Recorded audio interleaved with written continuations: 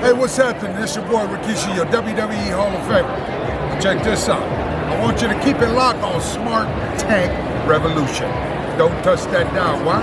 The big man said I back that ass up on it. Ladies and gentlemen, welcome back to the Smart Tank Revolution, where we always kick out at 2. I am your wayward, lost, but now found co-host, once again, Joey Business, and I am joined by my fabulous cohort, Mr. Donnie Wonderful, the benevolent, intelligent, excellent, and eloquent, America's best friend, living in the city of champions. That's right. Titletown, USA. That's right. Again, at the time of recording, the Boston Celtics literally just won title number 18. We're going to be dancing in the street. But that's neither here nor there. That's neither here nor there. It has been a while since we've been. It's been a while since we've been on the horn together. It's been way wrestling, too long. It's been way too wrestling. long. Yeah, wrestling. And of course, we have no script. Everything is unedited. Never. You get the full raw response. But before we begin, I have to ask this question because there was a video I just put out on it. Have you been watching the docuseries? Absolutely. I haven't seen it yet. What do I see it on? Vice? Yes. Okay. As a matter of fact, you don't even have to go to Vice. It's streaming on YouTube. You can watch it on YouTube. It's uploaded on YouTube. All right, I will check it out. I've heard God. it's really good. The one part I heard is like Eric Bischoff vehemently defends Hulk Hogan. Like he never touched his creative control card. It was never used. And it's like, oh man, gag me with a fucking spoon. There's no way Hulk Hogan didn't use a creative control card. I've mentioned this. We met Eric Bischoff together, as a matter of fact. Yeah, we do. We met him in what was it? Marlboro, maybe. Yep. That's right. It was Marlboro. It was FanFest. Yep. Nice guy. Very nice. Very nice guy. Yep. You can tell. He's an introverted. No, I'm sorry, not extroverted person. Yeah. I mean, you have to be if you're an exec. But I mean, goodness gracious, it's like you get his side and then you get the truth. Everybody is bashing on Hulk Hogan and his creative control and putting the kibosh and vetoing ideas. And the only person that's not represented here is Hulk Hogan himself when he needs to be. Right. And Kevin Nash is high out of his mind. Yeah, he goes, yes. Man, I wasn't getting paid enough for that. I was high out of my. He goes, I was high as bricks. Oh man, and he's telling the truth in his Bob Marley or inebriated state. It is great. I will watch this. I will watch these. But while we have the time, the rare time that we get to put together with each other, and now we're going to do this more often because, well, we don't have to be in the same room to elicit the same response anymore. We can do this together like we're doing right now. I feel the energy. I feel the synergy. The main thing of this, there's been a lot that's happened in wrestling since we've last been on the horn, but I just want to take us to the most current. And the idea was I wanted to make this a bookend compendium of the Clash at the Castle events and last night's Monday Night Raw. Because I got to say, that man, 2 back-to-back events, very, very powerful effects on both of them. Lots of stuff happening in between those hours. And we'll start with the PLE. We'll start with Clash at the Castle. I've got to say, I've been saying this for a while. Every time WWE goes overseas, it's just better than the States. I don't know what it is. I know the crowds are better. That's not even a question. I'm sorry for everyone who lives here, including myself, but their crowds are so much more vivid, wild, and it's just so much fun. But it makes it more of a beautiful. It makes it a beautiful work. Yeah. Just viewing it on the couch or the bedroom, wherever we watch it. Like when we see the crowd go crazy and they're singing the songs and they're singing the theme songs. Like they're really into the matches. They're on their feet. They're tossing babies in the air. It's just aesthetically pleasing. It's aesthetically pleasing. In the air, Oh yeah, I'm telling you, it has been this way. And I first picked it up when they went to Puerto Rico last year. Correct. And Correct. Selena Vega, when the Selena Vega got pop of the night Oh, that pop was next to insane. ne- next to Bad Bunny, of course. But Yeah. nevertheless, and I'm telling when the crowd is into it, it literally adds to the climax of what we're seeing on screen. And I've even said, man, hey, America, we got to step our game up when we go to these Yeah, you events. really do. I mean, I fault us as a country not backing, because you also see, I don't know if it's just because it's overseas or it's just the way Triple H has decided to do PLEs now. This lean, mean PLE format is so far superior to everything we've had before. It is it's just perfect. It's chef's kiss every single time, giving these moments time to breathe. The video packages are splendid. It's a wow factor. And we've already talked about this maybe off mic, but it's basically the black and gold NXT format brought up to the main roster. And it works. Yeah, so I think whenever you give us a PLE and there's only 5 or 6 matches with each of them getting the respectable amount of time to tell a good story and showcase, the training and the athleticism. Yeah. How can you really fail? I really out of all the matches, and it's the only video that I uploaded. But I was really into, and I'm pretty sure we're gonna get into it. But Sami Zayn and Chad Gable, match of the night, incredible. Oh, we agree. Freaking incredible. Definitely the match of the PLE. We agree. Those two create magic together. They're just so good in the ring, feeling each other out. Now, it's not a rivalry I want to overstay its welcome, and I feel like it was getting to that point. So I like. You're gonna say Cody and AJ? You're gonna say Cody and AJ? Yeah. We'll get into, if we're gonna go into the ones that I wasn't looking forward the most. Unfortunately, for me at Clash at the Castle, I know this is gonna be coming from a bona fide Cody mark. Clash at the Castle's PLE, Cody versus AJ was the match I was looking forward to the least. And having viewed it all, Cody and AJ is the match that performed the least as well, as far as I'm concerned. I know that's a big statement.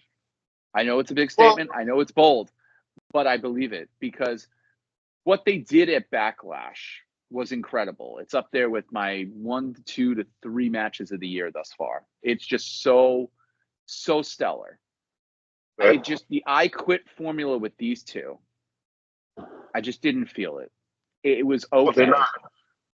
They're not quote air quote technical wrestlers in that sense where they utilized a lot of submissions. So you knew that the finish was going to be gimmicked somehow. At least I felt that. And I got to say this: get Mama Rhodes off the fucking screen. She seems like a nice woman. Her acting is wooden as Anakin Skywalker. Like, I mean,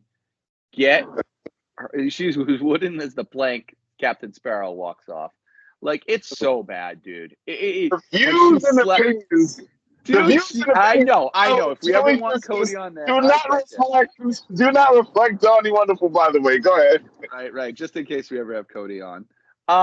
His mom was like laughing her ass off, smiling. I mean, you could tell that she was having a grand old time, but like, there's no menace in her. Like, she's slapping him repeatedly, but it's very kind gestured slapping. It was like, and then when he's like, should I? I was like, you're asking your mama if you should hit him with stairs? And then all of a sudden she's like, yeah. Like, first of all, he's brutalizing your son. Why the fuck are you smiling? You're smiling. He's brutalizing your son. Come on, Mama Rhodes. The Rock was right to call you out, Mama Rhodes. The Rock was right. The final boss should have put the fear of God into you. That's right. Let's not forget the final boss name. But dude, it was. I love AJ. I love Cody. What I hated was this feud had no bite to it. I liked the idea of 2 Georgia boys that have never connected, really. They've never touched, but they've lived parallel careers. Cody, it took him to leave WWE to become something big. It took AJ to come to WWE to be the biggest he could be. And I liked the idea that, NXT, they were both very, overlooked talents. That's what it should have been. This competitive edge, you might be here and you might be the guy, but I'm still the face that runs the place. I'm still the house that AJ Styles built. This is still the house. Like, it could have been so much different. So you would have preferred that they just had a sequel, just a regular part 2 match. Yeah. Well, no, I would have preferred a stipulation, but definitely not I Quit. I gave it I Quit. Okay. I would have probably done a cage, or I would have done something different. I would just, I don't know. Maybe I would have created a new match. I didn't like the I Quit formula, and then I hated the way it ended. And then who handcuffs somebody with so much slack?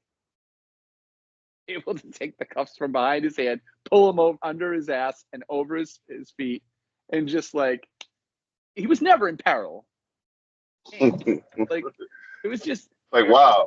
So you were expecting a Rodney King thrash with those handcuffs. I was just expecting something better. And my problem with this is, it's born from.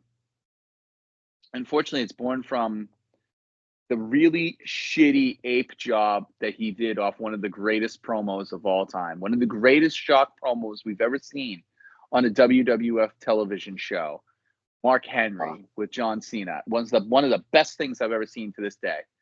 And then to see AJ Styles shoddily copy that and not have any nuance to it. And it just, first of all, when I saw AJ Styles coming out in any type of suit, I said, oh, God damn it. There's no way they will do this. There's no way. And then you had him talk to Nick Aldis in the back. I think it's just time. I want to be dad. I'm like, oh, man. I'm surprised he didn't go, I got a lot more in the tank, Cody. I got a lot more in the tank. Like, I mean, go the full boat. Take the whole thing. MJF took Triple H's ring gear. Ring return gear from Madison Square Garden. Why not just fucking take, Mark Henry's line? Like, oh, man. Just. So you're telling me that this match was tainted before it even started. It was tainted, due to a bad callback to one of the greatest segments in Raw history. That's correct. I'm not even mad at that. I'm not even mad at that. It was so good. It was so good when Mark Henry did it. He had the tear. Mark Henry had acting conviction. He had a tear in his eye that maybe he put a drop in or something. I don't know, but it just looked real. I mean, he looked like he was like, baby, I'm coming home. Don't you worry. And you got John Cena off being the cheerleader on the side. Oblivious John, as I like to call him, because he always seems to get one. Someone gets one over him, just Oblivious John. Yeah. And then all of a sudden, I got a lot more in the tank, punk. But come to think of it, okay, so let's stay here for just a little longer, right? That Mark Henry, the whole setup, when he comes out, he has the boots, puts him at the top of the ramp. Salmon sport coat, salmon sport coat, all the way. He gets in there, no, John, I want you to stay. He does his ode to the crowd. Gives John Cena his flowers, like we're all enthralled in it. Of course, now you get the hand raised and then boom, power slam or world's strongest slam. Perfect, baby. Perfect. Now AJ goes and asks Cody to come to the ring. There was just a few things in the setup where it's like, okay, if you're really retiring, you're not gonna. I wouldn't ask another superstar to be in the ring. No, but then not the champion. Not exactly. Not the champion. Now, it's look. I get what they tried to do. Fucking bad. I would have if I had to produce this. I still would have showed AJ and Nick Aldis. But I would have had AJ already in the ring, call back to Cody, have Cody come out, play no music, Say, listen, we had a hell of a match at Backlash. Mm-hmm. I enjoyed every moment of this last ride or whatever calling whatever whatever and you were the better man that night and I appreciate it. I didn't tell you that this is going to be the last match, but it's looking like it's time for me to go home and I just wanted to handshake whatever. Appreciate then do the Mark Henry heel turn yet again or that would have been so much better. This was so bad. Like, Cody's a goof for not seeing it coming, like, kayfabe wise. Like, man, this seems vaguely familiar. The last time there was a WWE champion in the ring where someone was retiring. Like, I mean, come on, Jesus, you should know this. It was so bad. It was just, it was tainted. It was totally tainted from that moment on. And I remember talking to one of our very, very important colleagues, good friend of ours, and he was like, I love the callback. And I'm like, yeah, out of your fucking mind. I'm sorry. Billy, you listen to this, you're out of your goddamn mind. Shout out to you, Billy. It was the shittiest segment in WWE this year. I'm sorry. Yeah, and yet again, I have to say the disclaimer. The thoughts and opinions of Mr. Joe Vincent does not fully reflect those of Donnie Wonderful.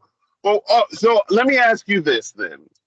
Based on our very bipolar and unstable rating system, what did you rate this? The match? Yes. Backlash was a 4. It was a 2. It was a solid 2. I won't even give it above a 2. 2 count? Wow. Okay. Yeah, it wasn't good. It wasn't horrible. It wasn't like if I saw this thing live, I'd be like, wow, that was the shittiest match I've ever seen. But it's also like, it wasn't good. It belonged where it belonged on the card. It got the spot it deserved, the opening match. Okay. And I'm surprised, because I will say this. I was very surprised, because the one thing I was very worried about was that, are you hearing these dings, by the way? I believe that's me, ladies and gentlemen, because I am currently driving. And see, we do this for you. We do this for the people. Yeah, I want to make sure that you're if I'm not getting texts and you're hearing the dings, because okay. Oh, no. All right. So the thing is, like, I'm glad you're currently driving, because we're doing this. It's on the fly, literally. But man, it's just, I was so glad that Drew and El Campeon got the main event spot of that, because I said Drew deserves every bit the Rhea treatment that Rhea got. And I was very worried, considering it's Cody. And I'm like, I could see them giving Cody and AJ the spot. I could see them giving it to them. But I'm very glad I was wrong, because it was the right move. And it was just, it's about time that the World Heavyweight Championship, not the underling belt, gets the recognition it fucking deserves. And it's starting to. They need to now ramp up on the WWF side of things. I mean, WWE. Wow, WWF. Well, it's because I got what's it called? Peacock on in front of me from 2002. But the WWE side of things, the championship, it's got to get better. It's got to get better, these feuds. So you've already got Gunther, and this is what I'm talking about. You can keep calling it the underling title, but Gunther is earmarked for SummerSlam for the World Heavyweight Championship. Who the fuck does Cody have? Like, Solo Sikoa? Out of here. Get out of here. No. He has the bloodline. Good Lord. He needs somebody. Like, here's the sad thing. AJ could have been that somebody, because AJ is phenomenal. AJ is a top guy. He's one of my favorites too. But the way that they showcased him after Backlash, oh man, I want on from that feud. I want on from that feud. But I mean, if my choice is between Solo Sikoa, it's like eating an onion and eating a turnip. I'll take AJ Styles Part 3 if I have to get choked down with. So yes, absolutely. I am not going to sit through Solo Sikoa versus Cody. I am not. It's a Raw match at best. And I certainly don't want any of the other Tongas. I don't care. This bootleg bloodline, as Kevin Owens appropriately refers to them as, They are the bootleg bloodline. Well, wait till Jacob Fatu gets here. Yeah, whatever. I'm over it. Jacob, what are they going to do? A Paul Heyman on a pole match? Like, give me a break. As long as Jacob Fatu's in that Paul Heyman on the pole match, I literally going to put that match over to the moon. Okay, I'm telling you. Fine. I'm telling you, that's the game changer. Jacob Fatu. This match, you never thought there was even a moment of peril that Cody would lose the WWE Championship. Never. It never even glossed over. I will say that when we watched it, Backlash, there was little glimmers of, oh man, they could actually hotshot this to AJ, because they were such a prisoner of the moment that they created at Backlash in France. They did such a spectacular job. It's just being a contest one-on-one. This had just, oh God, how's the gimmick going to end? How's the finish going to go? What is Cody going to have to do? And you know what? At this point, like, I would have liked if Cody just bashed in AJ, because, like, give him more bite. Give Cody more bite. He needs a little bit of an overhaul. I agree. Because, yeah. So we'll talk about the other matches on the card, and I don't remember completely the order. So we're just going to go with the one that shocked the shit out of me. The women's triple threat match for the world titles. I mean, for the world tag team titles. Now, never explain why this shocked you. In my right mind did I think that Bianca and Jade were going to lose? Never. It never crossed my mind. This pay-per-view wait. Time out. How did you not see that happening? I figured they were going to be Mega Powers Collide all the way till WrestleMania next year with the tag titles. I never saw them losing. However, in a card that had 3 Scottish performers on 3 separate matches, you better have given at least one. Yeah, and I was proud they did it. I was proud that Alba Fire got it, because I certainly didn't want to fucking see Shayna and Zoe with it. I'm sorry. Shayna and Zoe do nothing for me. They do nothing for me. I don't care. They're uninteresting. I'm sorry. And those are my opinions, and they should reflect yours, because they're a terrible tag team. They're a terrible tag team, sir. Well, number one, they're not really a tag team. See, they didn't grow. They weren't developed together. Yeah, they're two wrestlers who I do think is actually, really good in the ring. Now, you mentioned, and this is why I knew this was going to happen. Out of all the Scottish wrestlers on this card,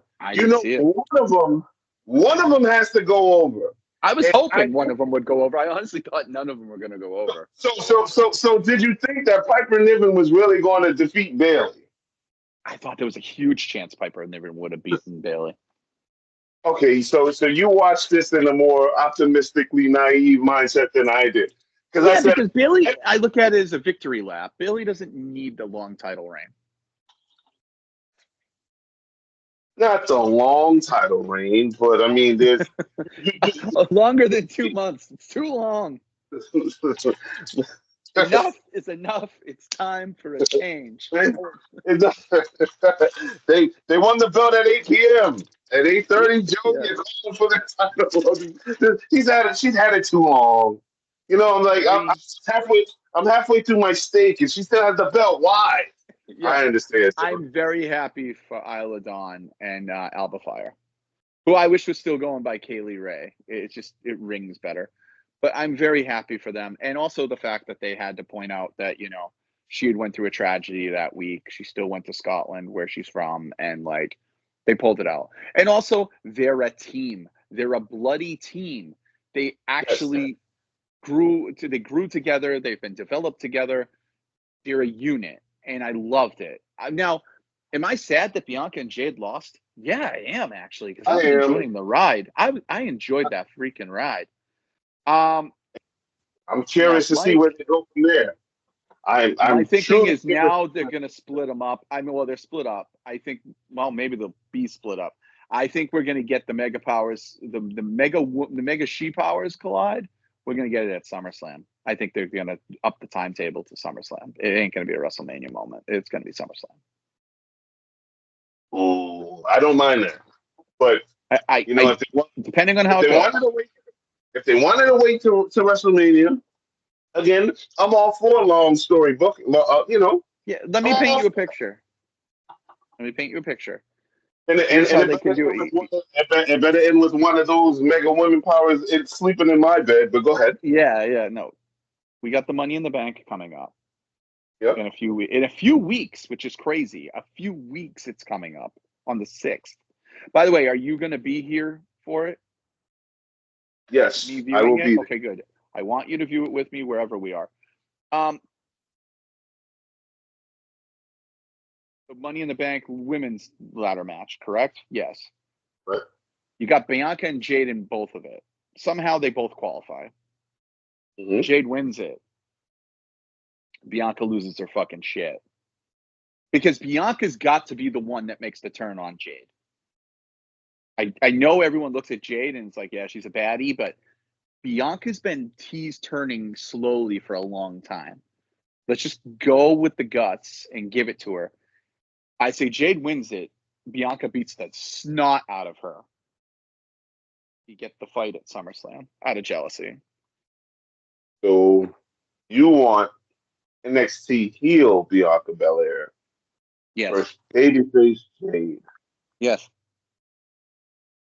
You're gonna have to do more campaigning to sell me on that one. Why, you think Jade is the more natural heel on her? Yes. Yes. I mean, I think it's because it's expected. It's so expected that Jade would be the heel. That's why I want Bianca to do it. But we have evidences and receipts of Jade being a heel, and she was actually a damn good convincing. She was a real good heel. Yeah, she was a convincing heel because she's physically imposing and extremely menacing if she wants to be. But Bianca is all those things too. But I think Bianca has the better. Let's say if WWE Studios was a thing again and they were signing movies, Bianca would be the actress I sign. It wouldn't be Jade. Okay. Yeah, that's how I feel. I can agree with you there, but usually, and you can kind of feel, like you said, like you see the her teasing a heel turn. Mm-hmm. Yeah, but it's also, it's typically called for too. Like, I can't think of any time over the last maybe 5 years where heel turn really surprised me. No, because so like I can think of one past 5 years. Mark Henry's heel turn that surprised me. But when you think of, okay, like outside of that, when you think about these heel turns, they're often telegraphed. So they're telegraphed. They're slow telegraphed, yeah. But I don't know. You still see the girls dressed up as Bianca Belair. She still gets some of some of the loudest pops in SmackDown or PLE. They have to be able to do and grow out of the pigeonhole that they put themselves in with John Cena. They have to be able to do that. I understand the whole Make-A-Wish stuff, and I get it. It's admirable. But listen, this is a form of entertainment. It's not real. None of these guys are really going out committing atrocities. It's a part they play. So if one person on Make-A-Wish turns, you just funnel someone else into that role. They have to be able to grow with these storylines. And you could tell that they're getting more and more mature as they go. And man, you ain't seen shit until we hit Netflix. Netflix, I guarantee you, is going to be wild. Monday Night Raw is going to be wild on Netflix because it's going to have such versatility and freedom to do what it wants.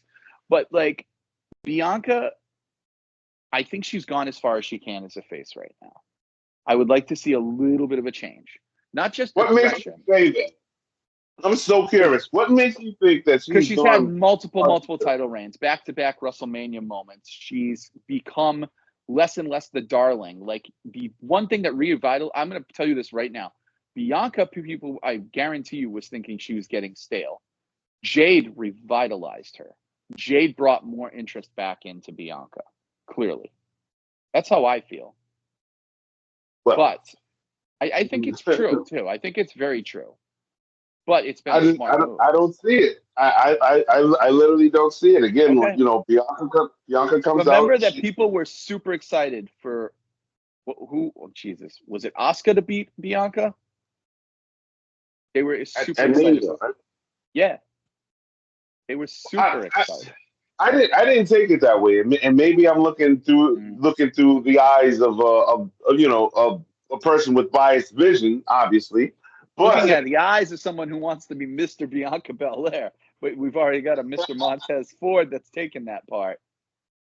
shout out to my brother Montez Ford. You know, Yeah. you are very blessed, and God is good. But I no, will say this: if you go back I and thought watch the Raws before Mania with Bianca's segments, people boo her.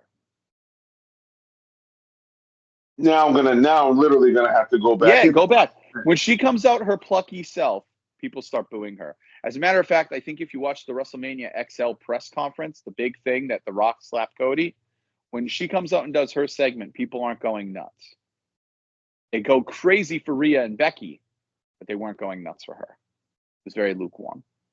I mean, Rhea and Becky, they have every right to go crazy for because they knew What what I'm they were getting. yeah, but what I mean is like when she just does her solo segment alone, they're not going. They're not losing their self. And there are boos leading up to WrestleMania with her when her segments, because I feel like people just thought she was getting dry. Like people are like, oh shit, Bianca's going to be challenging for the title again. Like her going into Elimination Chamber, everyone's like, oh man, Bianca could win this. Like she didn't. And that's the thing. Like putting Jade with her has revitalized her. All I need to ask though is where the hell's Naomi? What's going on with her? They were a 3-woman power trip, and all of a sudden she is just left out. Because she's about to join the bloodline. So I hope so. obviously, I hope so, dude. when it comes to Bianca Belair, let's just say this is a Bret Hart versus Shawn Michaels argument. Oh man. You make compelling arguments and points, but Of I just course. don't see. I just Okay, don't I see. got you. All right, I hear you. Let's just the minutia aside. Oh, What wait, did no, you no, give? no, no, wait. Before we move on, yep. See, I wanted to ask you, what did you rank that match? There was a shock value of Alba and Isla winning that really took me off my seat. But as far as the mechanics of the match go, I'd give it a 2.5 count. You rank that one higher than Cody and AJ? Oh, absolutely. It was put together better. It had better moments. Cody and AJ was very disappointing. I'm so sorry, but it was. I mean, yeah, man. Are you sure you didn't want to rank Cody and AJ at 1.5 count? Good Lord. No. It's a 2. I'll give it a 2. He's the WWE Wow. champion. He gets some respect. Okay. What Well, did I you mean, rank it? I would. Don't say a 1.5 count. No, not at all. Not at all. Not with a team like Bianca and Jade, aka the reason why polygamy should be legal. That's what I Yeah, that's call them. right. Facts. But I gave that a 2 count, a solid 2, Okay. a Solid 2. solid 2. I give it a 2.5. I really Now. can't believe. No, I'm Yep. sorry. That's I'm right. sorry. That's all right. Because you mentioned it earlier when we started recording. This is the same man, ladies and gentlemen. He loves Cody Rhodes. I adore Cody He Rhodes. I really loves do. Cody Rhodes. I have a Cody Rhodes weight belt. I have the WWE Championship. I have the Nightmare Factory hoodie or, the Cody Rhodes logo hoodie. I have Cody Rhodes logo shirt. I have the Ultimate Edition 22 Cody Rhodes. I don't think you have that yet, Billy. I have it. I love Cody Rhodes. But it was a disappointing outing. It really was. Wow. Yeah. I All hate to right. say Well, it. It just was.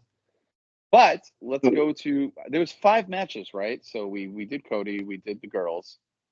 What was the it was Piper Niven. Okay, let's go to that before we get into the meat potatoes. Let's go to Piper and let's go to Bailey. This is just should be a quick one. All right. I didn't really have I had a dog in the fight. I wanted Piper to win because I wanted her to get the hometown win, and I think she deserves an elevation up the card. But it didn't bother me that Bailey retained. I think there's obviously more money in Bailey going into a bigger PLE, having been the champion to be beat, having been the champion in position to be dethroned. I think Bailey, I like Bailey. She got her moment. She finally got her moment. She got her respect on the Royal Rumble. She got, the big win. She's now at that top crust of women's performers. which she should have been there a long time ago anyway. She deserves it. She's a mainstay. She's one of the original 4 horsewomen. Yeah, she's one of the original 4 horsewomen. I will say this: I can't believe Charlotte Flair isn't back yet. I'm really shocked on that one. I guess she doesn't have super John Cena powers. It's been 6 months. It's literally been. Yeah. Oh. Yeah. So and Piper Niven, and then you had Chelsea Green as Pat McAfee called her Spicy McHaggis.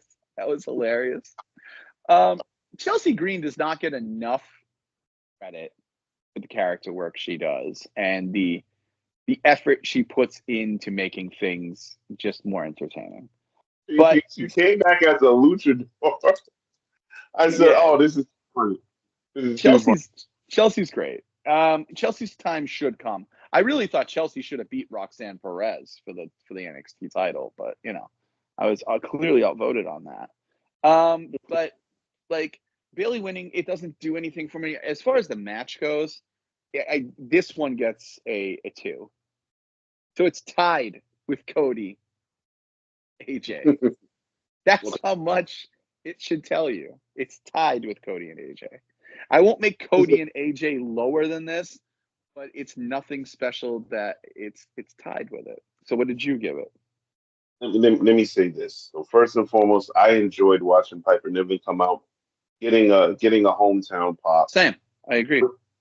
I was thinking, I said, dude, she's come several miles distance away from Dewdrop when they were under. Thank God. So I'm glad that she finally got the time to show us that, what we already know from her NXT days, that she actually can work. She certainly can. Beautiful. This is a beautiful style. Not to say that Bayley's tiny, but you have Piper Niven who's larger. This is kind of like a Nia Jax situation. No. I'm gonna give a male parallel. It's kind of like Diesel and Brett in '95. Oh God! They give me that. Brett's name in 2 times in the recording. Absolutely.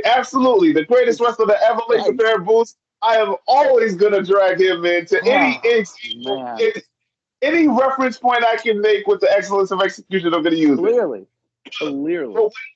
But what you had, like if you go back to 1995 and watch them work, Brett was the little guy. Diesel was the big guy. Kevin Nash was the big guy.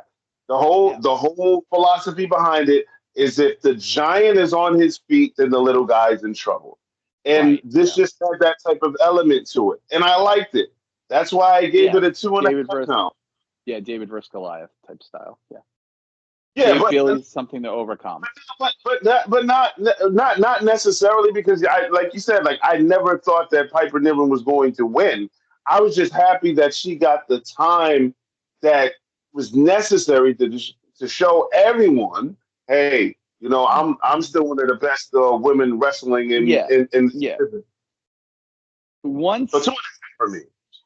Once the titles were changed for the women, I said, well, Piper's not winning. Because there's only one Scottish win on this card. It's 1 per card. You get 1 hometown, hero per PLE. And you don't get greedy, folks. So I knew it didn't bode well for the match we'll talk about in a little bit. But yeah, I agree with it. I give it a 2. You can give it a 2.5. I won't give it a 2.5 because I feel like the girls' tag win has a special moment at the end. Not every match has to be about in between the ropes. It has to be about the encompassing of everything. And seeing those 2 win the titles, the shock and awe in their face and the elation, it was just, golf clap. Bravo. I was very happy with it. But moving on to bigger and better things. The match of the night, but I will shock you with my rankings, is unequivocally Chad versus Sammy. It just, man, as the kids say, this thing slapped from beginning to end. Chad Gable is so underrated. And he's starting to he's a mini Angle. It's crazy. He's incredible. He's absolutely incredible. He's incredible. And his character work is getting so much better. I love him as a heel. I love him as a dick heel. He is freaking, especially what he does on Raw, was great. But this match was so good. I still think it. I mean, he re-signed right before this match. Like, he re-signed right before they flew over for the PLE. So I was like, does that mean is he gonna win the IC title? I think Chad can get something bigger and better down the road, or he will get this title down the road. But I didn't think you take the title off Sammy here. I think Sammy still got more to give. There's more juice in that storyline for Sammy to keep that title, keep that good feeling going. And let's face it, Sami Zayn proved after last year's Mania, but after last year's Elimination Chamber in Montreal, that he was a peak performer, that he was a peak draw, that he's incapable of making money, not Mercedes, but money. And he, and I know she was at the Celtics last night. I'm sure she took credit for the win, but it's like, dude, Sami Zayn's in that top tier as well. And I didn't think it hurts Chad Gable, because there's a story there with Otis and the Alpha Academy and the dissension there that this guy just goes out and makes everyone look like gold, but Sammy hangs there too. And one thing I got to say, most of the time through their WWE careers, people's physiques change up and down. Sami Zayn has looked exactly the same since NXT 1. El Generico. No, even before that. Yeah, since Generico. So, I mean, it was great. The win was good. Bigger and better things, I think we obviously saw on Raw, where this is being telegraphed for. But I gave this thing only because the main event gets a different ranking. And yes, I'm going to break the ranking here. I gave this a 3.5 count. This was stellar. This was stellar. Well, one thing I will say, because there's already a video on the channel. It's the only match that I actually uploaded yet again. It was great. But I knew that Sammy was going to win. And the way out was, of course, this is your last chance. Like, cool. So this is the blow-off match. Yeah, exactly. I just really enjoyed the storytelling in it. Oh, it's so good. I enjoyed the ride. Best match of the night. And I think we got to give Otis a lot of credit, too. Otis is really selling this angle so well. Oh, we love Otis. Listen, like that storyline with him and Dana Brooke, he became a darling ever since. We love Otis. Dana Brooke, you mean Mandy Rose? Mandy Rose. How dare you, sir? How dare you? Yes. I understand. I understand your anger there. Oh, I'm off my seat right now, but that's okay. I'm sitting back down. All right, so you gave it a what? I gave it a 3 count. Go above an easy 3 count. It is definitely an easy 3 count. That's why it was a 3.5. But that's fine. Moments make PLEs. Moments make events. Moments make performers. And we're about to talk about a humongous one right now. Let's just talk about the main event. El Campeon, Damian Priest versus Drew McIntyre, Scotland's own son. Their favorite, the clear and above favorite. Brett in Calgary. Like, see, I can do it too. Clear above favorite. The thing that everything on this was just so wonderfully done.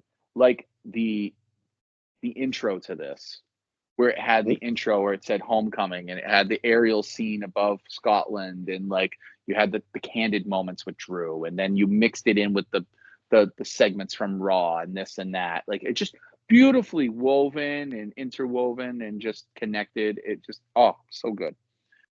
Damian Priest has stepped up his game so freaking much in my eyes. Like, I knew he was a big deal with Bad Bunny, but this is, like I said, moments make performers. This is the moment for me that made Damian Priest. And the moment I'm talking about is the moment during the match where he had that disgustingly sick twist in the leg with the rope. that I thought he was going to just pop his leg off at the hip like an action figure because he fell in the worst way. Dude, this guy, I mean, he was hanging there for a good couple minutes too. That had to be so excruciating.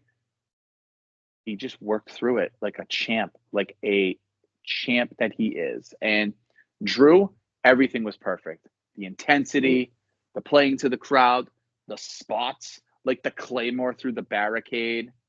I mean, wow, such good stuff. The kick out of the South of Heaven at 2, the conviction on Drew that this is his time. He had the K for his wife on his wrist tape because she had some kind of procedure. She got ill really quick and he still made it over there. Like, I mean, shout out to Drew. But the moment I'm talking about is probably the best shock moment I've seen in so long. Now, it's not shock because it was telegraphed. I was literally about to say, it was telegraphed. We knew CM Punk was in Stockton. We knew that. We knew he was in Glasgow. Did you think it was going to go down like this? I thought it was going to be more of he comes down, hits him with a chair, interferes. The regular, mundane rigmarole of, how somebody interferes. Maybe he pulls a ref out. Never did I expect him to be the ref himself. And the camera angle that sold it with the running sprint. I knew it was CM Punk because I'm like, ain't no WWE referee run that fast. Like, he fucking bolted. And you could see the gray of the hair, and I said, "Oh shit, this can't be." Well, we didn't actually see him bolt down to the ring. I just remember the camera. Oh, I missed that. You see an aerial angle this way, and it's just this sprinting figure dashing down to the ring in a zebra shirt, just running full speed. And when he got in the ring, I knew it was Punk unequivocally. I saw his shoes, and then I was like, "Oh, Punk would wear gray socks." I'm like, "That's Punk," but like. Camera angle that, like I said off mic, Kevin Dunn could never do this on his best day. Long live whoever these people are. Goodbye, Kevin Dunn. Go produce, like a Taco Bell commercial or something. You are not missed whatsoever. Like, this was incredibly amazing. The angle. To answer your question, though. 1 second. To answer your question. Yeah. I absolutely did expect for CM Punk to grab a referee. Because we knew to 1, 2, who yanked the referee out the ring? I expected that to happen. Because I'm like, they must have had a freshly ironed, tailored referee shirt ready for CM Punk all in the back. Just there you go. I said, man. Oh no! I saw what happened later. But this is my real time thoughts as I was saying. I said, oh, okay, that's true. I like it, but see, where I was gonna go with that was when I finally did see everything. This is what effective storytelling actually is. Like nothing's happening just by happenstance. Yeah. Like no, everything is deliberate and planned out. Now, obviously, the camera in the back, whatever. That's a little cliche at this point, but still, it served a purpose. And like we spoke off mic, this feud between CM Punk, it's the money and feud. Drew McIntyre, it needs no title. None. It's as big as Cody and Roman without the title. All they need is an arena. That match just needs an arena. That's it. I agree. I agree with your assessment of this all the way. Never have I seen a more intense, well-shot screwing of somebody with a 2 count. It was so beautifully done that the camera switched around and you saw Punk and then he held up the 2. And then he stands up completely disingenuous and indignant to Drew McIntyre with that shitty smirk on his face the whole time. Just, it's fucking 2, guy. That's all you're getting. And then the ref, oh man. And then the best part was Punk rolls out of the ring and he folds his arms. He sits next to the crowd and he's just laughing the whole time. Oh my God. CM Punk. on my Mount Rushmore for these reasons. Guy's the man. The only screw job I seen that had real true authentic camera angle happened in Montreal. God damn it. What are we setting super kick ratings now? You've mentioned Brett like 5 times. I'm glad you mentioned it because I didn't say anything. But yes, Brett the Hitman Hart. Okay, get to the point where what I rated this, I gave it a 4 count. You wait. So you? Okay. Oh, I gave it a 4 count. The match of the night wasn't ranked higher than this. No, and I told you this. I said match of the night wasn't ranked higher because there's a moment that breaks things, and that was the moment. The camera angle. Exactly, but you're ranking the moment. We're talking about the actual match. If we're going by the match, it's definitely Sammy and Gable. This match was very well done, though. It had more to it. It had more bite to it. Like, there was more stake, obviously. But, yeah, Sammy and Gable is the far superior match. Like, if I was to go back and watch a match based on pure in-ring action, Sammy and Gable. But if I want to throw in these little moments that, Drew kicking the barricade down, everything that came with it, I said this to somebody. The heartbreak was knowing going into this that Drew was getting this because he was Clash at the Castle and it was in Scotland. Yeah. That was the heartbreak knowing. The biggest part of it was knowing that they weren't going to take the title off Damian Priest. You couldn't see it happening. It's too messy. You're not going to have the title come off Damian to have Drew face Gunther. Not when CM Punk is still waiting in the wings. The only way that I would have saw them taking the title off Damian was to take it off Damian for Drew to face CM Punk face Gunther because CM Punk wasn't ready by then. And he would screw Drew again out of the title with Gunther. That would be the only thing I could see is if Punk wasn't ready to go. But clearly we got all the information beforehand that Punk is good to go. He's ready for SummerSlam. He's earmarked for SummerSlam. Now, there's something that happens on Monday Night Raw. We can get into it in a few moments. But this was the best, even though it was telegraphed that Punk was going to fuck this up in the worst way. I didn't see it coming down, handling it this well. I didn't think they were going to shoot it this good. I didn't think it was going to feel this big. And I was wrong. Like Solo Sikoa when he screwed Drew was like, that sucks.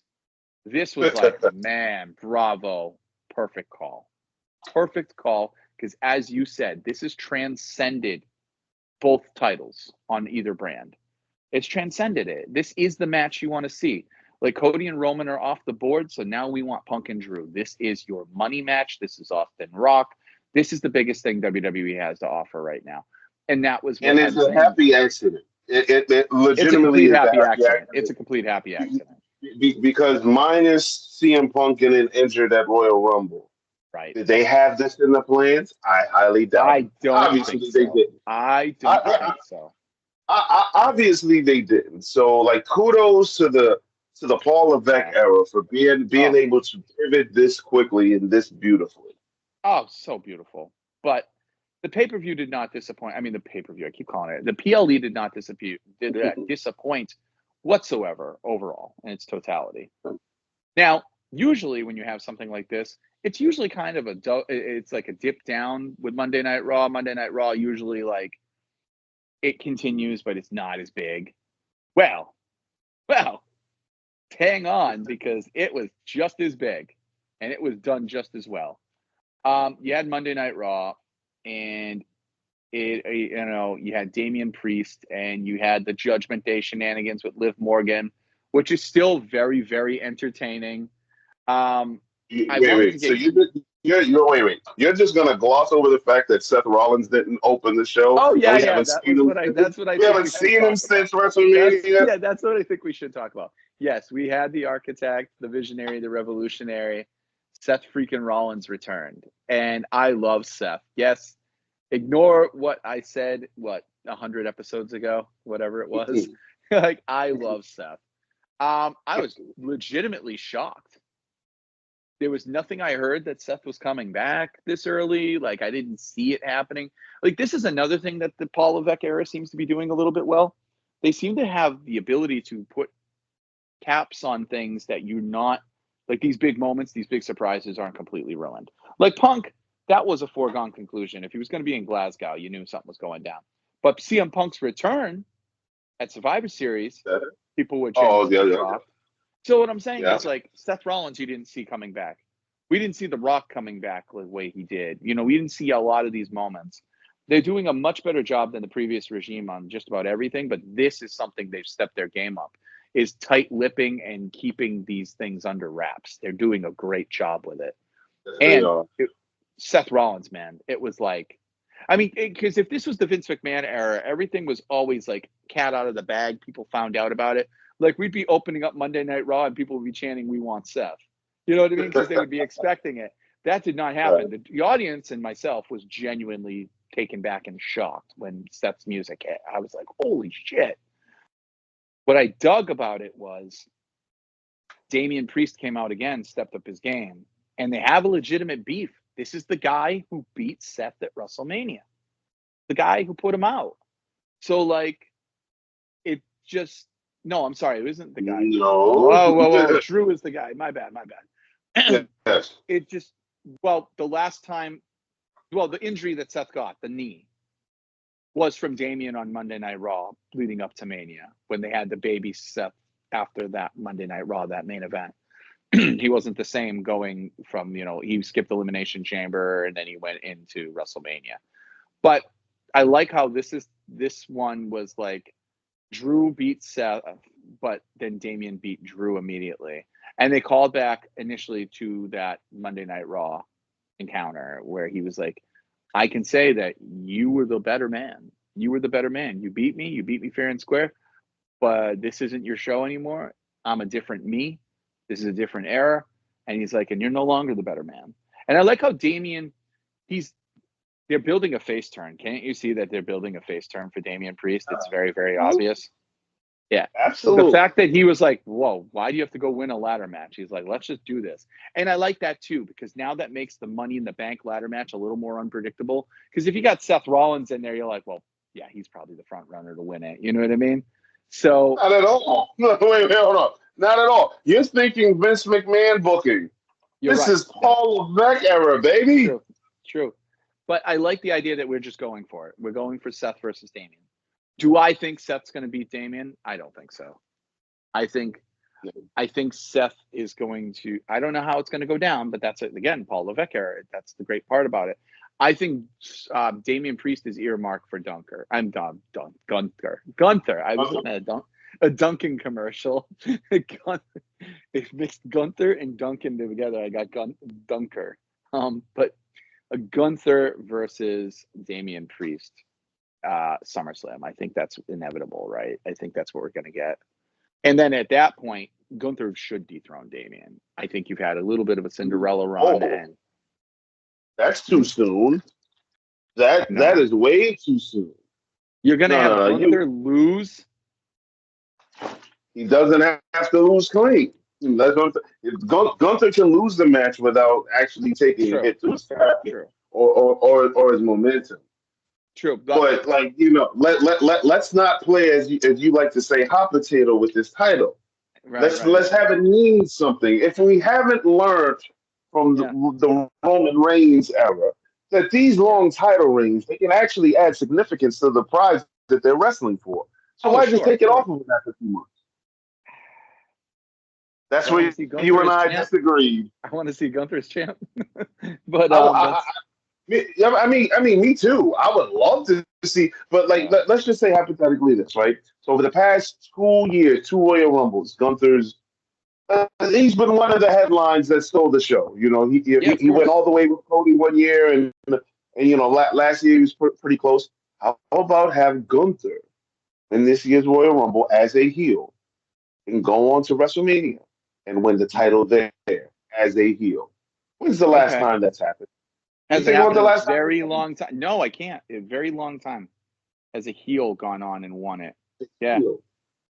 That's a great idea. It's a great idea. I know you guys, so just give me credit when it happens. Paul. And then that's all just wiped. I'd be okay with that too. But yeah, no. So we're getting ahead of ourselves. What did you think of Seth coming back?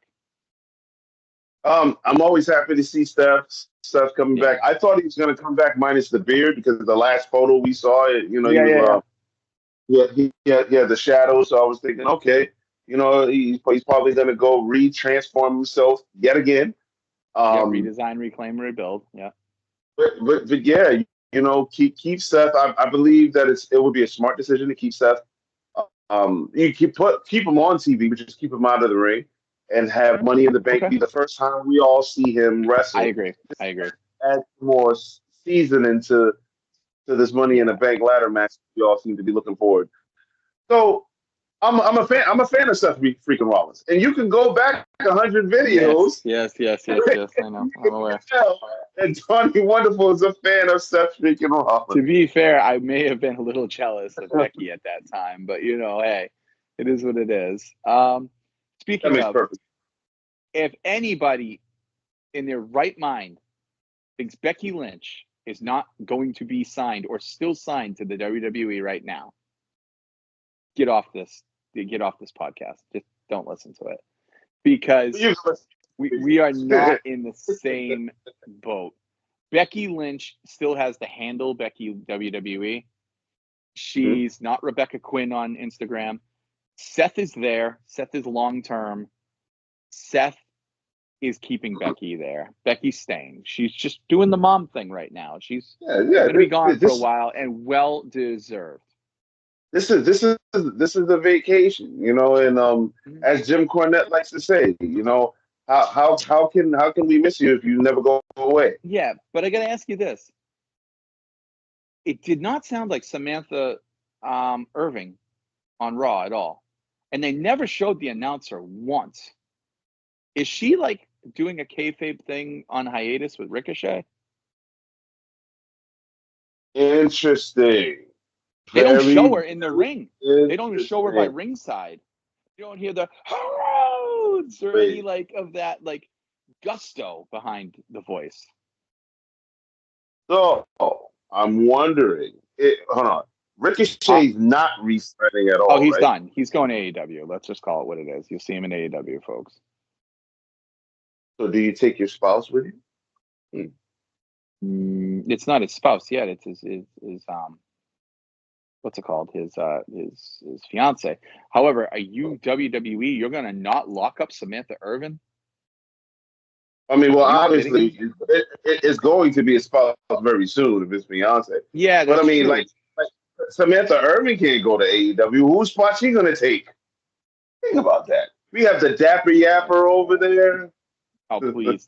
They're not even on her level. That would be amazing. Gian! Yeah. No, it would be so great to hear what's how she adds everything. It'd be great to hear John Moxley. It would be. I mean, I don't want to see her leave WWE. She's one of the star standouts. She's wonderful. I'm just saying, I didn't notice her on Raw. And I kept when I kept fast forwarding and rewinding, usually they show Samantha in the ring announcing or sitting ringside in the chair, and she's unmistakable. If it was her, it was a very down Samantha.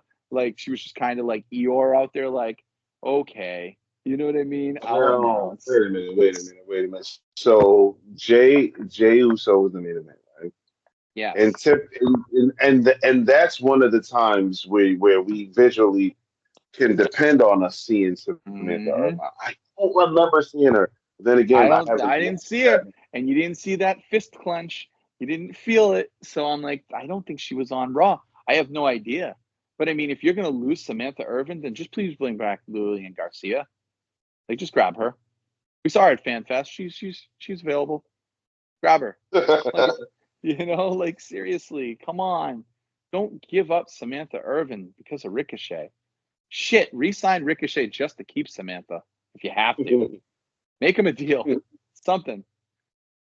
Now, where did you hear that he's definitely going to AEW? There's no other destination for him. He has Tony Khan written all over him. Tony Khan will not be able to resist throwing him against Will Ospreay. Oh boy.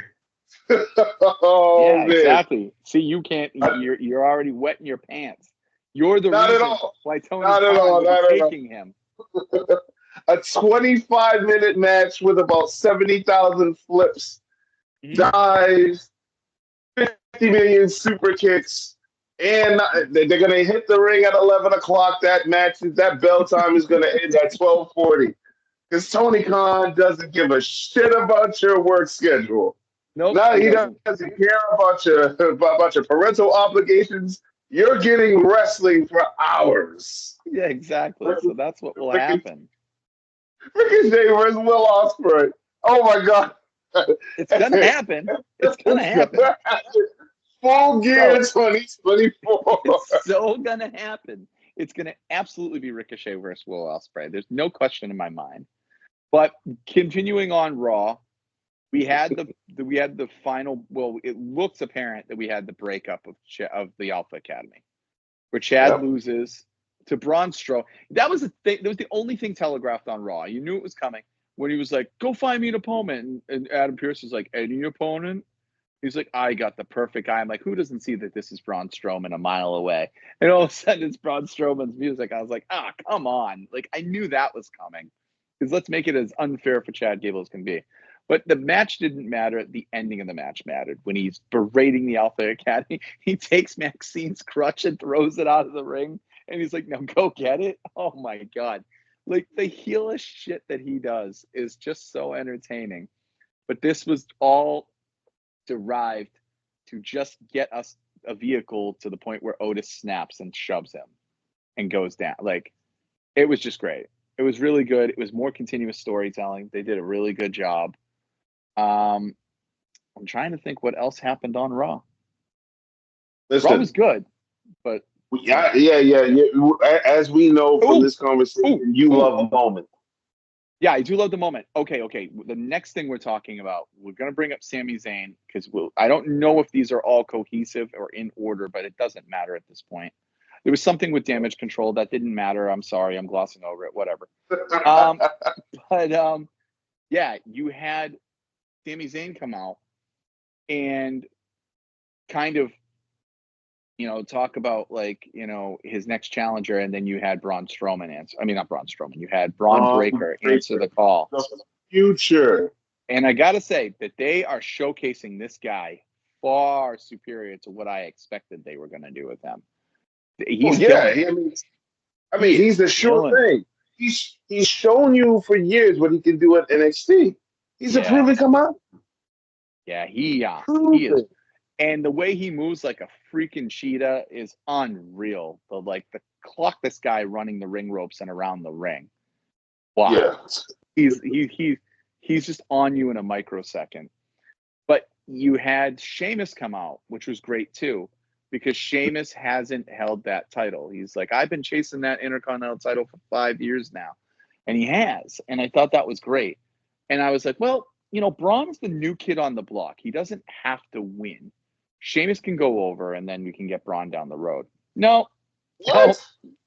Why what not? In the Vince McMahon booking mind are you saying? Did you just say Sheamus can go over Braun Breaker? Why not?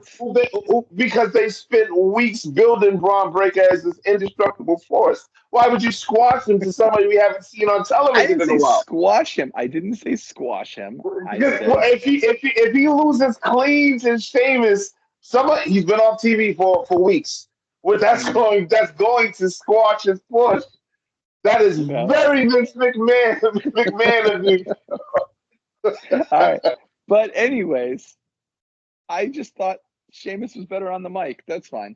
But it was good. But now you're getting Sammy. Braun's looking, Sammy's looking down the gun of Braun. And that's where I say we won't get Braun in the bank now. We're gonna get Braun versus Sammy at Money in the Bank. Now, unless it's just a brutal Brock Lesnar beatdown where he gets disqualified or, the match thrown out and fined or whatever, I don't see Sammy walking from this one. The Rocky Balboa moment is over at this point. I think Braun is the right person, because I'm like, who is the right person to take the title off Sammy? Sammy doesn't need a long run like Gunther did. Sammy's had it since WrestleMania. It's a nice little Cinderella run. But, yeah, Braun's the guy. Give it to Braun. Oh, you guys, really? There's no patience here, is it? Oh, Jesus. You want Sammy to beat Braun? You want Sammy to beat Braun and negate everything that you just said to me in about 30 seconds ago? No, not at all. Not at all. So here's how you do this. So obviously, they're also building this rogue personality between Adam Pearce and Braun Breaker, right? So let's have Sammy and Braun. Let's say they wrestle at not Money in the Bank. Let's say they go to SummerSlam. Okay. Have the match go the full time limit. There's no winner. Have Braun go crazy, go ape shit crazy, and let's still build him as this uncontrollable wrestler who needs to be tamed in a cage somewhere. Something where this can continue to build him. Don't job him out yet. He's not even 6 months on the main roster. And you're already calling for his defeat, Joey. What did Braun Breaker do to you? No, I'm not calling for his defeat. I'm calling for him to beat Sammy. Okay. So that's what I was saying. Don't job him out at Money in the Bank. But I'm not necessarily. You want Braun in the bank? You want them to just kind of like swerve you and not do Braun versus Sammy at Money in the Bank, and do Braun in the bank, winning the Money in the Bank? I don't mind Braun being in that match. He doesn't have to win it. You know, it's a big match. A bunch of wrestlers, superstars, whatever we're calling them. That's true. LA Knight would like to disagree with you, but sure.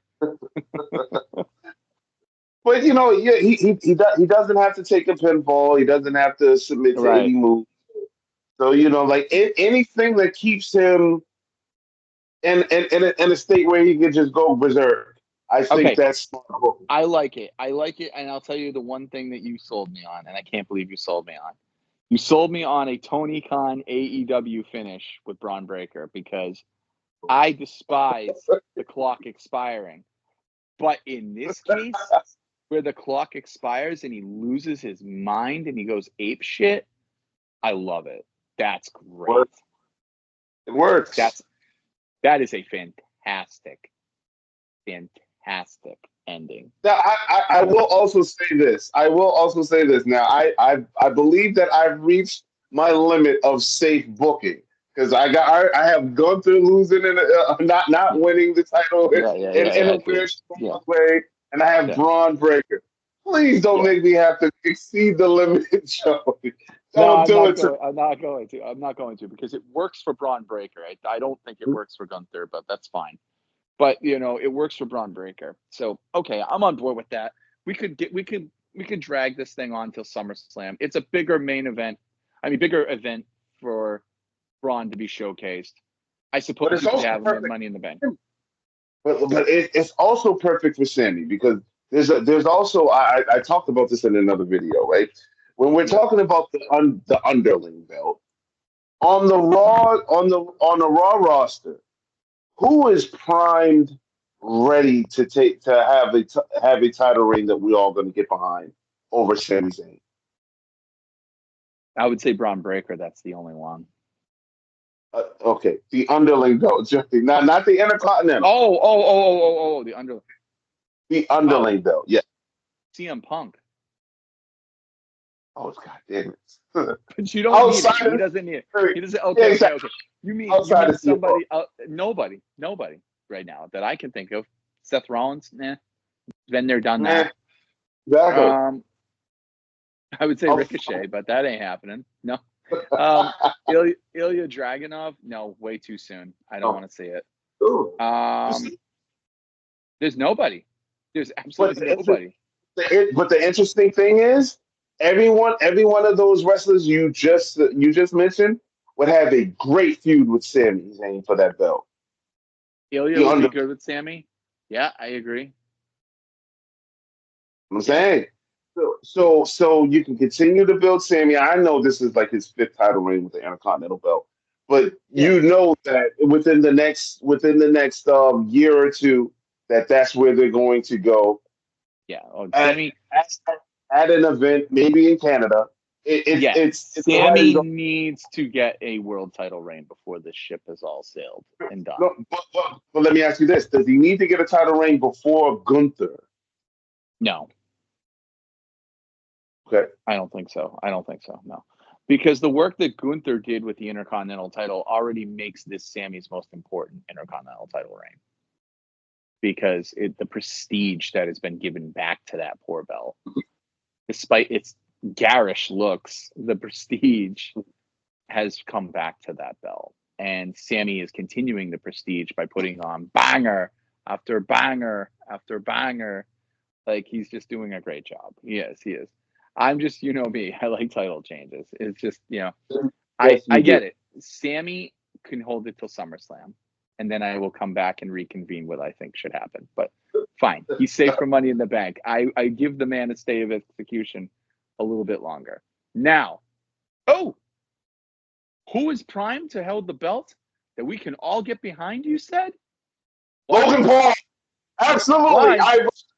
Why? There's only one man in WWE right now that we can all get behind. And it only takes one word. Yeet. Yeah. Yeet. Oh, I love main event Jey Uso. Do you though? Do you? Because you're keeping him from the richest prize in the game. No, because he just had a shot and he lost. It's true. Yeah, it's true. Okay. All right. So you want to go with logic booking. You don't want to go with heartfelt booking. I get you. Okay. All right. So you don't want Jay to be Money in the Bank. He lost already. Like we seen that. So you're telling me you want him and Priest again? No, I don't. See, didn't we talk on this phone call, on this Skype call, on this recording, did we not talk about how Cody needs more interesting feuds? What could be more interesting than a Cody Rhodes heel turn on a very plucky Jey Uso, a vicious, vile heel turn?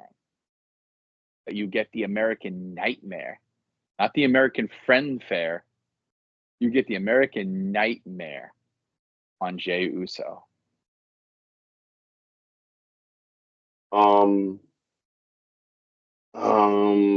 don't like it. I already see. I already feel the wheels. You know what? I'm trying to. Cody's gonna need an overhaul down the road, guy. He's gonna need an overhaul within a couple of months. I feel. I say they're not on the same show right now. He's what? So they're not on the same show right now. No, they're not. But if Jay wins Money in the Bank, he doesn't have to go for Damian. He can go for Cody. I mean, as far as we know, that when he comes back, Cody can have some unfinished business with Roman. Your thoughts? It's true. I'm really hoping that they hold Roman off past Money in the Bank. I heard the rumors that they were going to bring him. I really don't want to see that. Like Cornette says, stay away for a while. Roman needs his flowers. He's done his rest. Build him up bigger, better. Because this is the way we're going off the tangent. Here we go. This was the big one. I would go the perfect Roman scenario to win.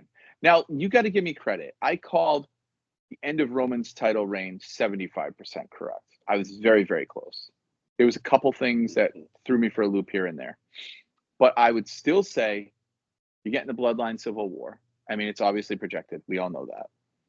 But the way I would have it is Roman Reigns is going to come back on a SmackDown one day down the road, and he's going to get a pop that makes 2002 Triple H look like, somebody just stepped on some bubble wrap. He's going to, unbelievably dwarf that. He's going to kill MJF's pop, too. It's just going to be amazing. And the way you have Roman come back is you have him spear Paul Heyman right out the gate. You have him, and I've been saying this to you. You have him like, "Oh, my tribal chief, I'm so glad you're back. I listened to all your orders while you were gone. Everything Solo said for you to do, blah, blah, blah, blah, blah, blah." And then he's just like, "That's great, Paul, but I didn't give those orders. And then Paul Heyman's face goes white, and he just fucking spears him in the middle of the ring. And then you get the ooh, ah, and then like the crowd goes crazy. Solo will be like he's the patsy.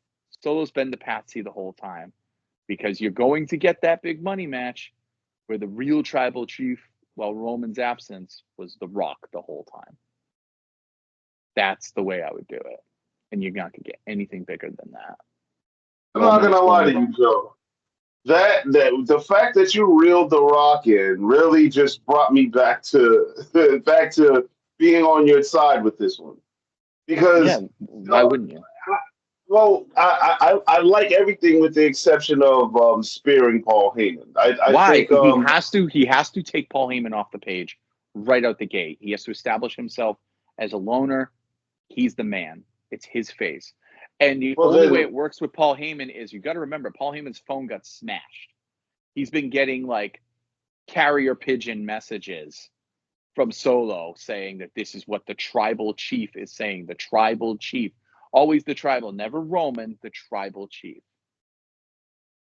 But then if you're going to have okay, so when you said that there's going to be a bloodline civil war, that will be at Survivor Series. I was thinking Roman and the Usos versus Solo and yes, and that's exactly what's going to happen. You're going to have the reunited Jey Uso and Jimmy Uso versus the bootleg bloodline.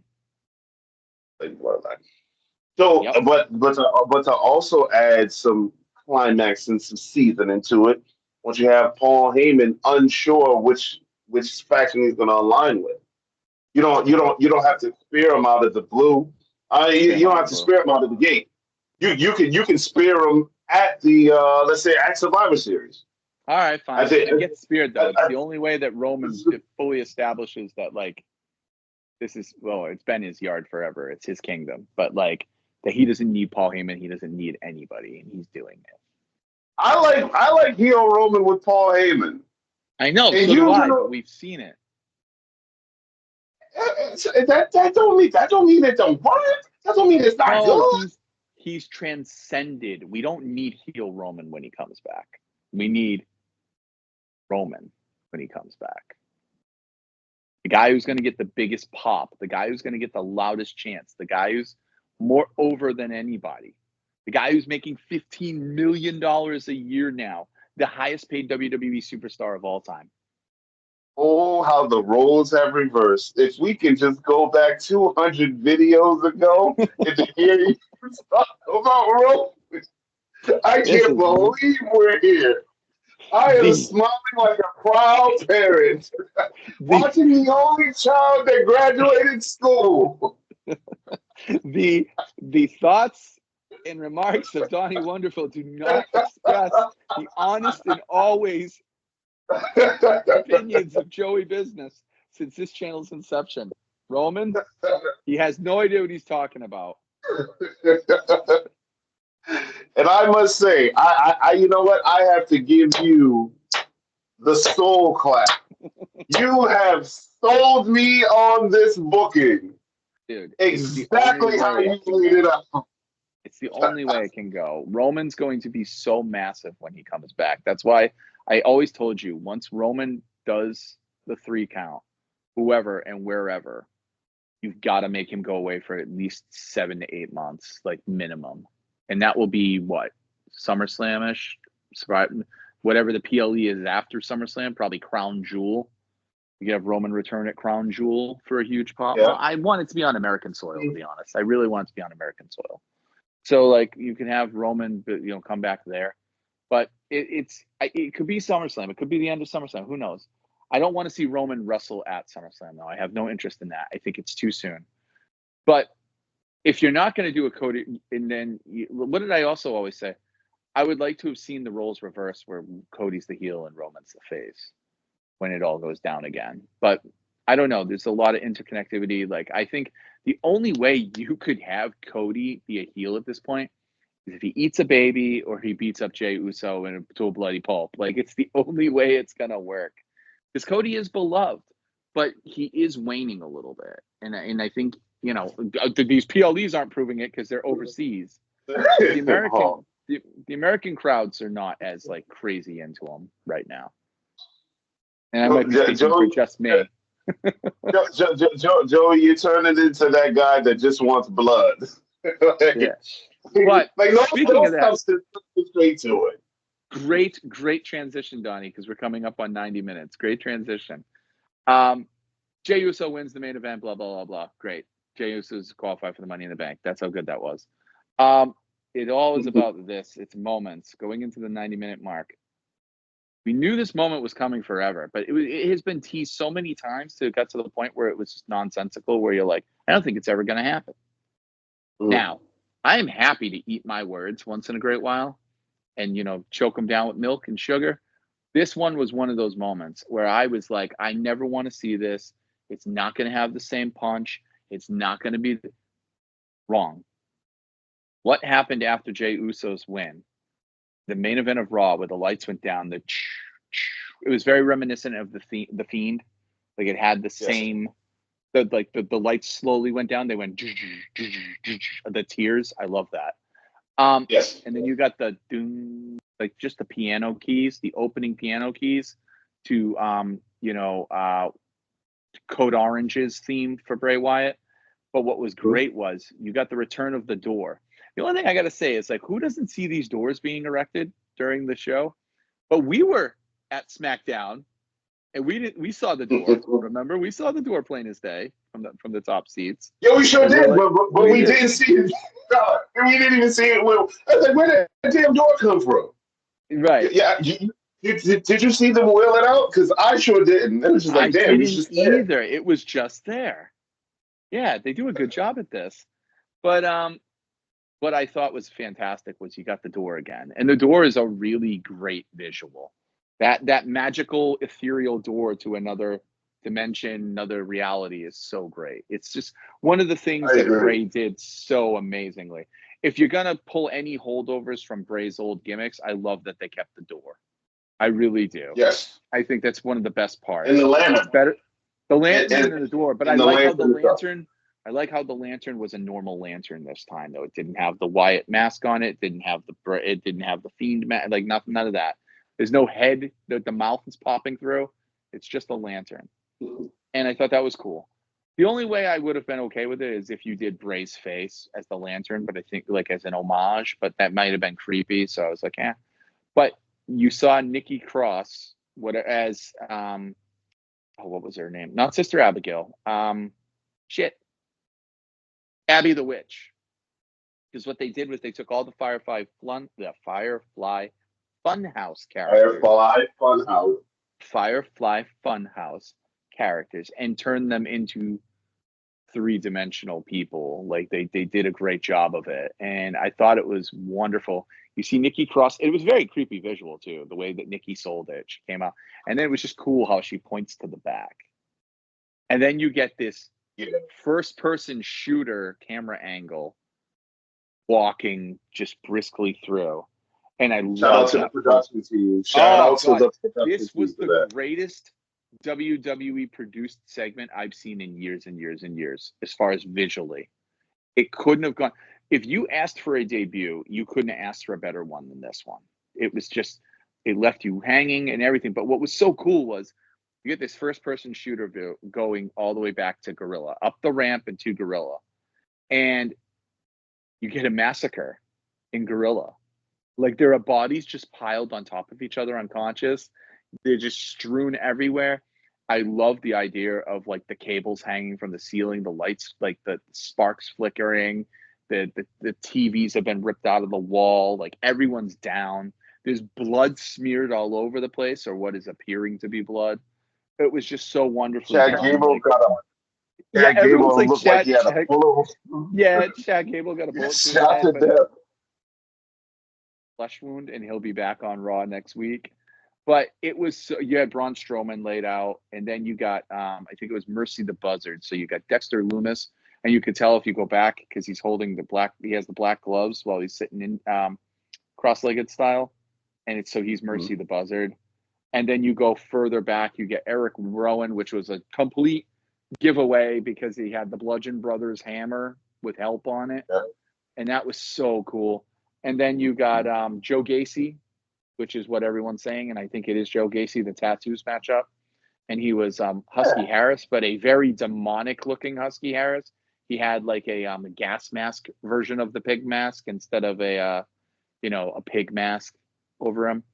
And then I guess that's kind of, so that was the only thing, right? Because Joe Gacy was doing commentary, and now all of us I know he wrestles. You know, he had some great matches with Braun Breaker. He had a nice NXT run, had a great NXT run.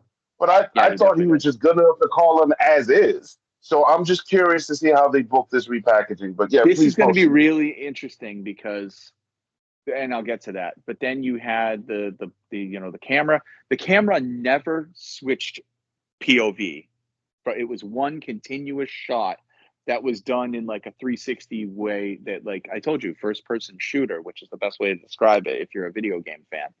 And then you get to not Bray Wyatt. I almost said Bray Wyatt. Well, you get to Bo Dallas as Uncle Howdy. And it's just a creepy, creepy visual of Uncle Howdy. And the piano keys are playing the whole time. They don't break into the chorus or the stanza or anything like that. They don't go any further, which you said, and I hope they do it. It's just that piano keys continuous at all times. I don't want to see them they don't need a theme. It's so creepy. It doesn't need a theme. Exactly. And then you get Uncle Howdy coming at the screen, and he's doing like a Jack Sparrow type of walk the way through, and he's gleefully looking down at all the carnage and the massacre and everything, and he's just chuckling. And it's like, the only thing that they would have sold this more is if like Triple H's body was laying there, if he was down, if he was just unconscious, you saw him from behind and he was just laying down. I think that would have been great. But other than that, it was perfect. And like, then you get them all come out. You get the Wyatt 6, or they call them the Sick, like Wyatt SICKS, like they're all sick.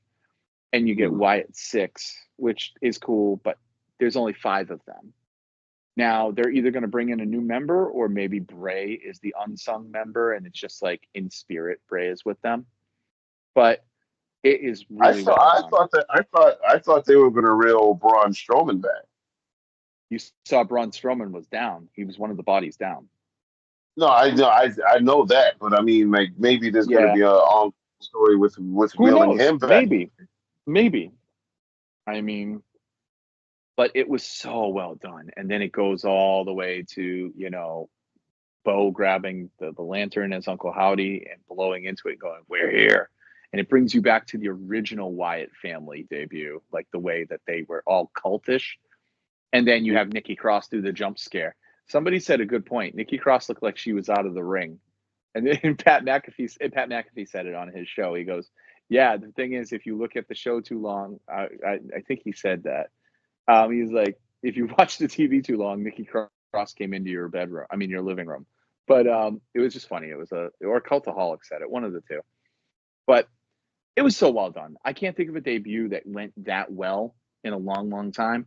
Here's the problem with it, though, and I pose this to you. I'm as interested as you are. The debut is so stellar. It was such a great visual. That's going to live on forever. Can you top that? Can you make the story as interesting? Like, this can't be another Nexus where all they do is just show up on SmackDown and do the same damn thing. And they keep on doing this. This can't be dragged out as long as Bray dragged out Uncle Howdy. You know what I mean? It can't. Mm-hmm. So what do they do? Bo can wrestle very well. And we all know it's Bo. But I think he's doing a big service. I was very against this. Remember, I said I didn't want to see Bray Wyatt's legacy continue with Bo Dallas. I didn't have any interest in it. I figured it should be let lie. I was very wrong. If they can continue this level, bring it on. I want to see more of this. Well, I'm just curious as to, what are they going to do in regards with the repackaging? What are they going to do in regards to them communicating with us? Are they going to do in-ring promos? Are they going to do backstage promos? Yeah. Are they going to do produced promos? Because, like you said, we're giving kudos to the production team. Oh, stellar. The post Kevin Dunn production team, They are hitting everything out of the park. I would like to see more of that. Same. You know. I think they should play to their strong suit and should be something more along those lines. I think that the problem is like you shatter the illusion possibly once they get in the ring. That's the only worry. Is you can do all this backstage stuff perfectly, but like they still got to get in the ring at some point, right? Okay. But how about this? Right? So we mentioned Braun Strowman. Braun Strowman is already on the ground, right? So Yeah. when you talk about safe feuds before they branch out to anything, there's still some unfinished business. A former member of the Wyatt family. Yeah. That's investable because they come to try to reel him back in. He refuses. You can get some Raw segments out of it. You can get a PLE out of it. Yeah, and then I don't know where she's at. Alexa Bliss would be next, right?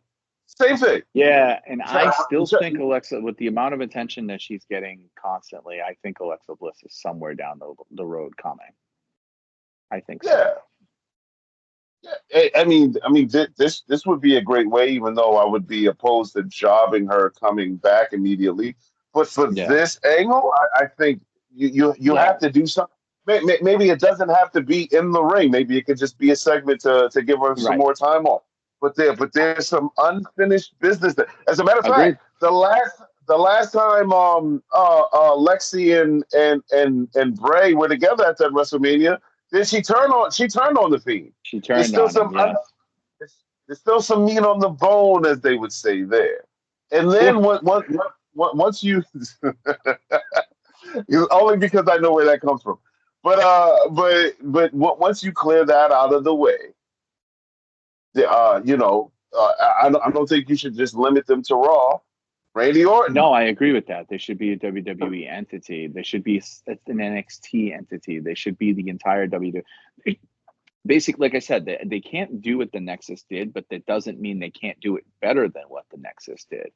Like we've seen groups before. We saw, what was it? Schism on NXT. And then what was the one that was on SmackDown where they all had the weird masks and it was like someone was a hacker. That's how good it was. It was like Mustafa Ali's gimmick team. What the hell were they called? Oh, damn it. That's what I was saying. So it can't be that. It can't fizzle out as fast as that. It can't be the Nexus. It can't be, the NWO. It can't be all these other factions that have come beforehand. Like, really take the creativity and take the time to invest. And I honestly think that the reason we haven't seen the Wyatt Six for as long as they've been teased is because they were building to this point. They were building the right moment. I think you couldn't have done this moment at what was the last PLE? It wasn't Clash. It was the one. Oops, sorry. It was the one before Clash. You couldn't have built this at a PLE overseas. This needed the creepy, eerie factor of Gorilla and everything that you could walk through to sell it the way that it was sold. This was perfect. This was expert. There was nothing better. This was like Resident Evil style. I mean, it was just so perfect.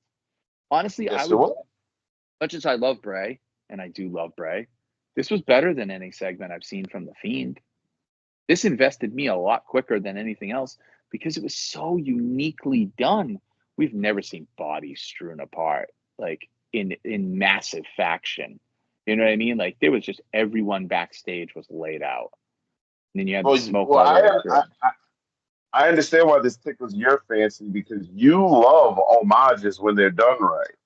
Oh, absolutely. Very much. Because when you go back and you listen to this beautiful episode on the Smart Take Revolution, by the way, you're going to hear yourself say, I like this better than anything Bray has done, which really implies to me that, and I get what you mean, but I understand we're all prisoners of the moment. Visually, I like this better than anything that Bray Okay.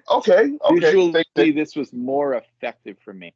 Like, I remember when the Wyatt family first came out and you had the rocking chair and they came up to the WWE. Not when they came up to WWE proper, not NXT. That was well done. The Fiend's first debut, that was well done too. They lost me a little bit when they started doing like the Fiend burned alive and coming up from the ring and things like that. Like I love supernatural stuff. It's like you said, Another great episode of Are You Afraid of the Dark? But this transcended Are You Afraid of the Dark? This was masterful, the way they did this. The way this was shot was something we've never seen before. We've never seen a continuous first-person shooter angle, like selling it without words. You didn't even have the commentary. You just had the eerie piano keys just ding, ding going through, taking you on a quick ride. It's perfect. Now, can you top this? That's going to be a tough thing to do. But I do have faith in this production team. I have faith in this creative team. And I honestly now have faith in Bo Dallas himself, because I think Bo Dallas had if not all the input, the majority, the lion's share of the input, because this means so much to him from his brother.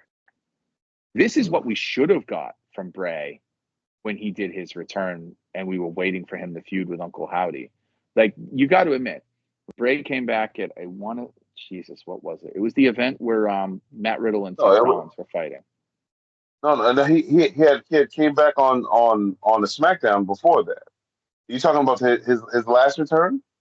His final return was when he came back at the PLE where Riddle and Seth were fighting in like the Octagon.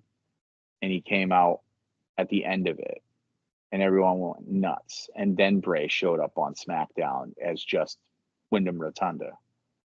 But like the door and everything showed up on the PLE before that SmackDown. Oh yeah, that's right. That is right. That was well done, but that wasn't anything compared to what this was. And then you remember how excited I was when Bray came back. And week by week, he started losing us more because Bray Wyatt has this very unique way of pacing. He's a very long-term, inside baseball kind of guy like Triple H is. But I felt like there wasn't enough getting us further and further. It was just meandering along.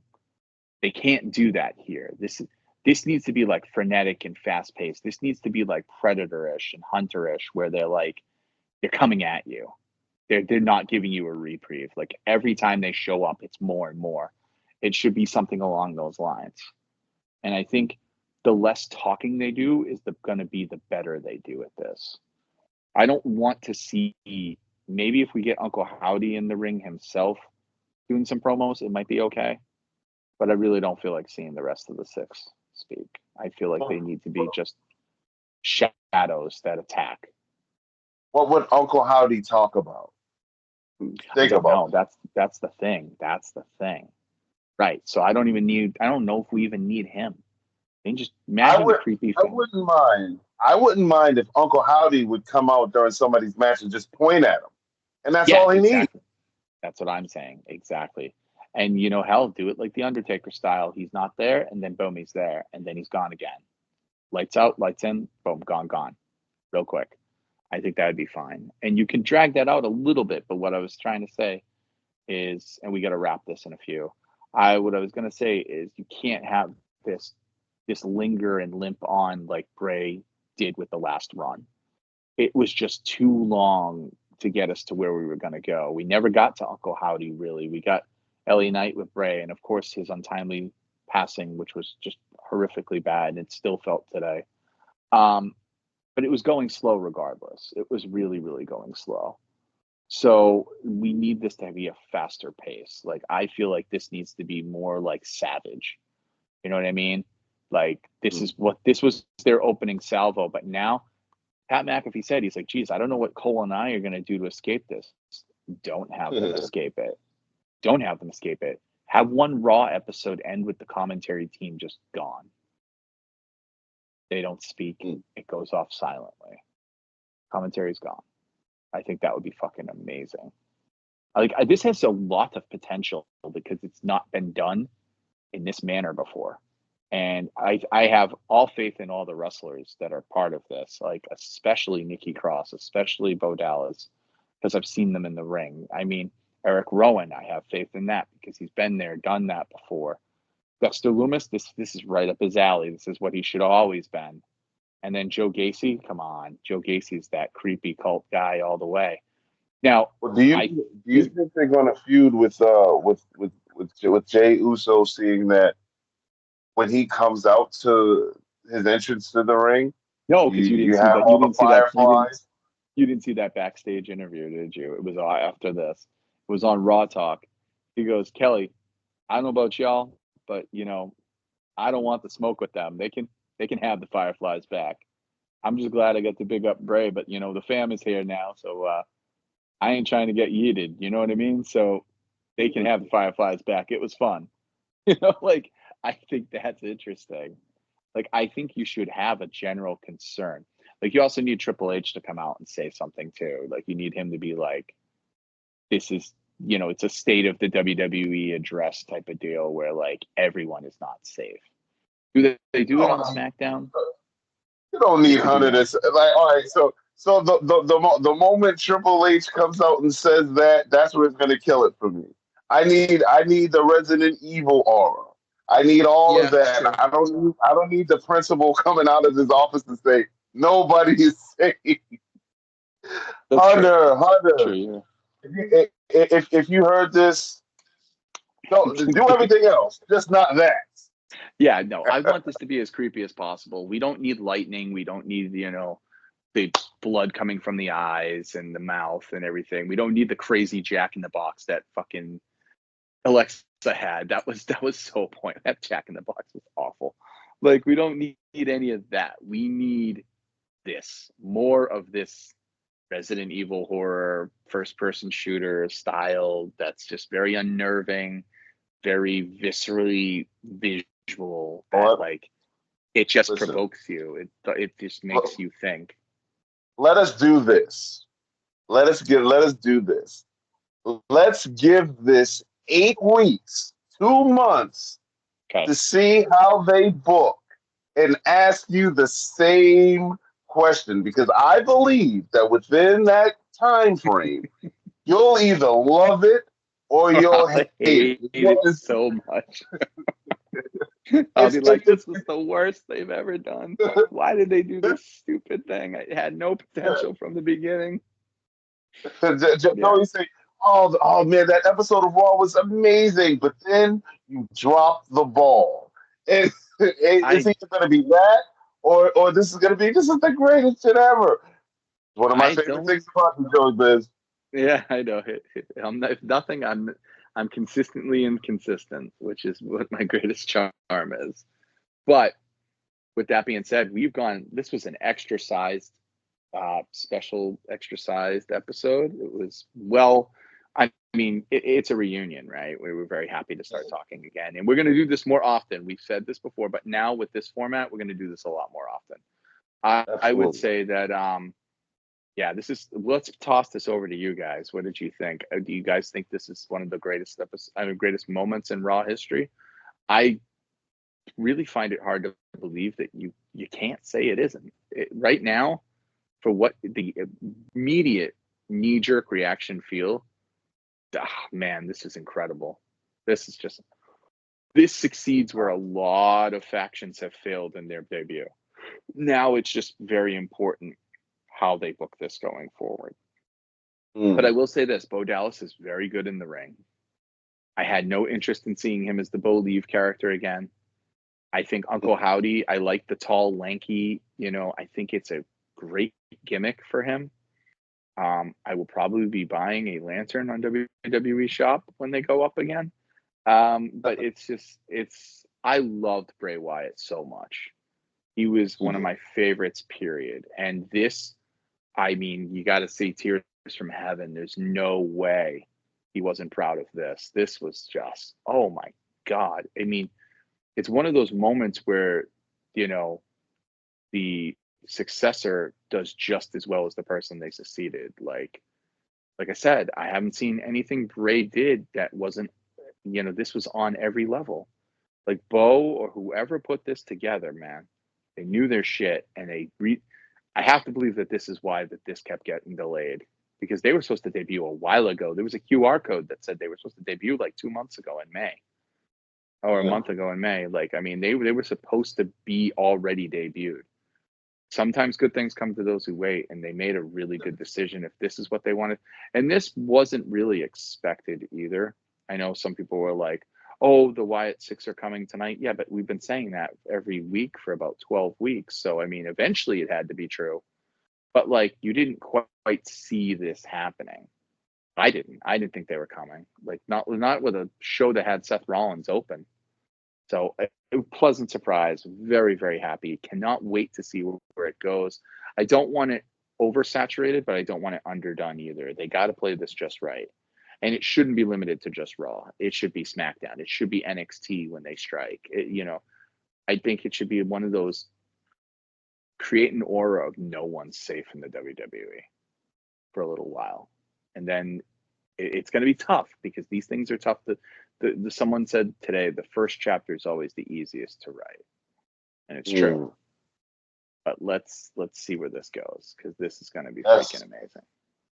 So to all of our faithful supporters that prayerfully have made it this far along in the video, let us know in the comments section what you think of our scattered thoughts as we talked about a lot of stuff in this reunited voice call that we happen to record. This is just our banter. We ask you for yours. So let us know. Like, hate, share, and please accept our invitation to subscribe to the Smart Take Revolution. We enjoy doing this for you, the people, the real people's chance. Joey Business and Donnie Wonderful. Any parting words, Joey? No. Just we're here. We're here. We're here.